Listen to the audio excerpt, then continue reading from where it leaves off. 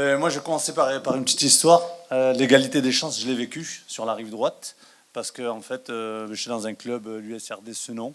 Et je faisais du sport et c'est mon coach qui a, à l'époque, discuté avec le maire, Alain David, pour dire ouais, il y a un petit jeune là, qui est ici, qui parle beaucoup, tout ça, qui bouge là. Ça serait bien de le faire rentrer à la mairie. Et à l'époque, il y avait les contrats emploi jeunes.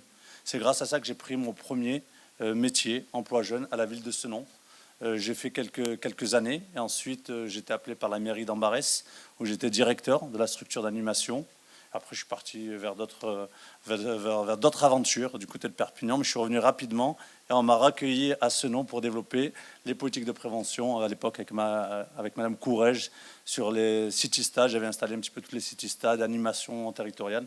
Donc les qualités de chance, ça me parle parce que en fait, grâce au sport, ben, je suis passé à une autre étape. Et bon, ben, j'ai continué entre l'insertion et l'entrepreneuriat.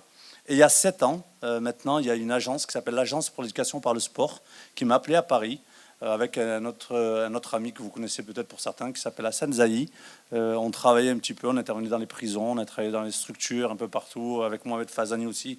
On a filé aussi des coups de pouce à l'époque avec Couleur du Monde, voilà, et d'autres. Hein. Mais on intervenait un petit peu partout et on nous a demandé est-ce que vous pouvez nous mettre en place un programme d'insertion avec votre ADN du sport. Ils nous ont donné carte blanche. C'est la première fois qu'on me donnait carte blanche en France pour monter un programme.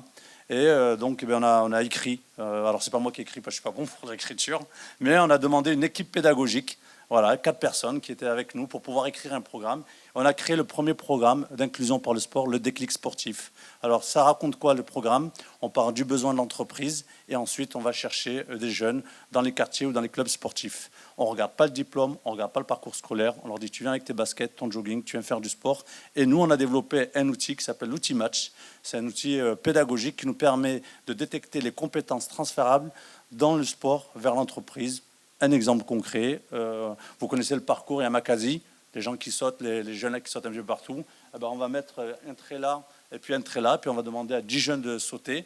Ben, avant de sauter, on va les observer. Il y a des gens qui vont compter combien de pas, d'autres qui vont prendre un élan, d'autres qui vont y aller direct. Et bien pour nous, ça nous donne un profil de ces jeunes-là. Et donc, on a plusieurs activités comme ça qui nous permettent de donner un profil. Et c'est ce qu'on vend aux entreprises.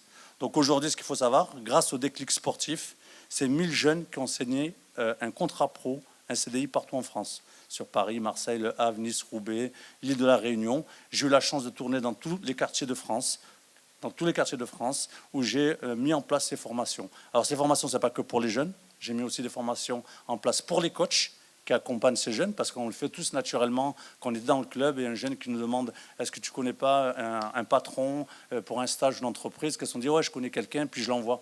On se retrouve au bout du compte qui ne va pas jusqu'au bout de son stage ou ne va pas au bout du boulot. Pourquoi? Parce que ce n'était pas son ADN. Donc on va former le jeune, on va former le coach.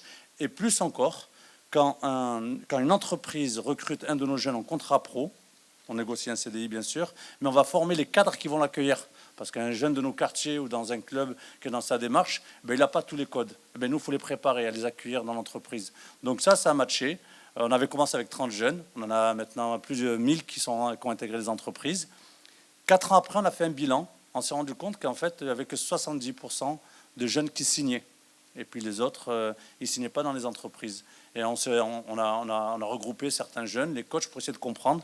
En fait, on s'est rendu compte que quand il y avait l'opportunité du CDI, les jeunes disaient bon ben, j'y vais, je prends le CDI et puis voilà, on n'en discute plus quoi. Et en fait, c'était pas le taf qu'ils voulaient faire. Ils étaient des fois poussés par les parents, des fois ils étaient poussés par un pote, par le club. Donc du coup, on a monté un deuxième programme où on a été lauréat du PIC. Je suis bon sur le timing ou pas? Ouais. Donc on a lancé en 2018. 2018, on a rassemblé 300 personnes à Montreuil. J'ai voulu vraiment rassembler des présidents de club, des directeurs d'associations, des coachs. Et on a travaillé toute la journée pour comprendre quel était le besoin d'un club sportif partout en France. Et ce qui nous a permis de créer ce nouveau métier, les coachs d'insertion par le sport.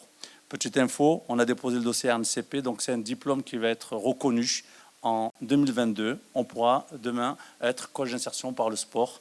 C'est quelque chose sur lequel on est très content parce qu'en 7 ans, c'est très peu.